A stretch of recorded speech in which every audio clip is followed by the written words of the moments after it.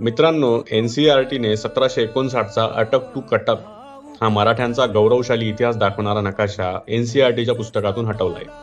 म्हणजे ज्यांनी रक्ताचं पाणी करून हिंदुस्थान वाचवला, हिंदुत्व वाचवलं, त्यांचाच इतिहास पुसण्याचा हा घाणेरडा कट सुरू आहे. मुघलांच्या छाताडावर पाय देऊन ज्यांनी स्वराज्य स्थापन केलं ते म्हणजे आमचे छत्रपती शिवराय. त्यानंतर मल्हारराव होळकर, दत्ताजी शिंदे, राघोबा दादांच्या घोड्यांनी सिंधू नदीचं पाणी प्यायलंय. छत्रपती संभाजी महाराजांनी स्वराज्याचं रक्षण केलं आणि स्वराज्य वाढवलं. पेशवा बाजीराव असतील किंवा राजाराम महाराज असतील, त्यांनी त्या स्वराज्याचं रक्षण केलं, वाढवलं. अहो, भारताच्या 70% भूभागावर मराठ्यांची सत्ता होती. 1752च्या अहदनामा करारानुसार मुघल बादशाह मराठ्यांचा पगारी नोकर होता. हे विसरलात का तुम्ही? आणि अब्दाली आणि मुघलांना जर दिल्लीत गाडलं नसतं तर कदाचित भारताचा नकाशा काही वेगळा असता. जैसलमेर, बिकानेर किंवा दिल्ली, काहीही असो, मराठ्यांनी तिथे सत्ता गाजवली आहे आणि इतिहास मराठ्यांचा अभिमान आहे आणि तो कायम राहणार. आणि एक नकाशा हटवून मराठ्यांच्या इतिहासाची उंची कमी होणार नाही. मराठा साम्राज्य अटल होतं, अजय आहे आणि अमर राहील. हे का होतंय माहितीये का?